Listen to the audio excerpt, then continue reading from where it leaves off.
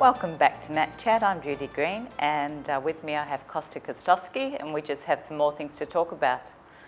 Okay, Kosta, I was brought up around antiques. I totally have an appreciation of them, like the way life goes. You know, antiques were a very big thing. Now a lot of people are into contemporary style. Like I know they used to call it the New York apartment look. You'd mix the old with the new. Like where do things sit right now, the way you sit? Well, at the moment, as we mentioned when we first started, formal antiques have copped a bit of a battering, and it's very hard to deal with them, and styles have changed, finances have changed within people's lives, and they're not enjoying the popularity that they used to enjoy once upon a time.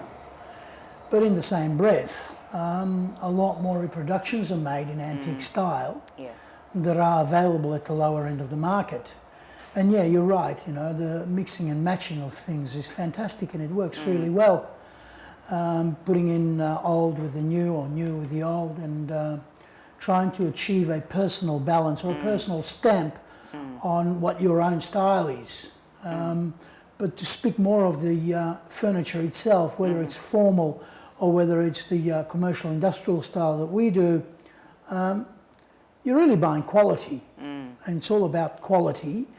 And that associates itself most of the time with the high end of town, which is wrong, because a lot of the furniture, a lot of the formal furniture these days is affordable and doesn't have to be thus.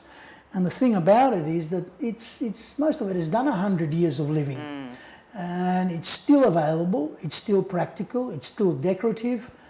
So if it's already done 100 years up until now, there's no reason why it can't do another 100 or 200 years. No, absolutely right, because people, you know, they buy something and they buy again and they tire of something. And my mother said to me many years ago, she said, a thing of beauty will always be beautiful. Of course. And she also said everything old doesn't mean it's good. So there were things that always stuck in my mind. So what other clientele do you have? Because obviously you need, I would think, people either trying to learn about antiques or people that have the appreciation. Which one obviously needs to have to buy? The client base is mixed, and demographically it can come from all walks of life. And there are the passionate collectors that save up and buy one item. There are people that have modern settings that want one piece to go in their modern setting. They'll spend a lot of money on the one piece.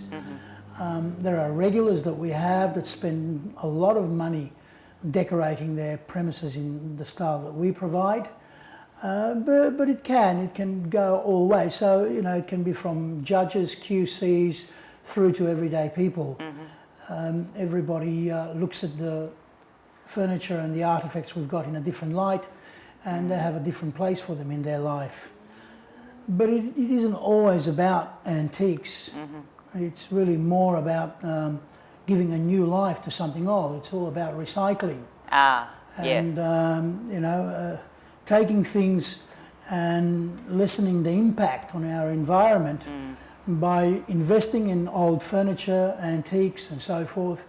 You actually being a greenie without realising that you're a greenie. You're giving back. For every piece of furniture that's saved, recycled, whether formal or otherwise, a little bit less of a tree that needs to be cut is still living out there. And as we know, trees give us oxygen, trees purify the air and the atmosphere, and we can never have enough of them. No, it's good, and one feeds the other, but were you always, you know, and I'd like to have you back to talk about recycling, but just, let's say on the outskirts of the topic, we're talking about within the antiques. Did you have a consciousness that you were also thinking of recycling and longevity, making appeal to the pieces to make them naturally, you know, last the distance, so to speak? Of course, it's all part and parcel. On that one point there, we make sure that when we do go over a piece, we never see it again unless you invite us to your house. So we send it out in the perfect form that it should be sent out in. But yeah, it is. It's all about recycling in reality. Doesn't matter which way you look at it. You can be as snooty and anticular as you please. In reality, all you are is a recycler. And that can be, in my situation, can be at the local wrecking yard, the metal recyclers, in any of these places.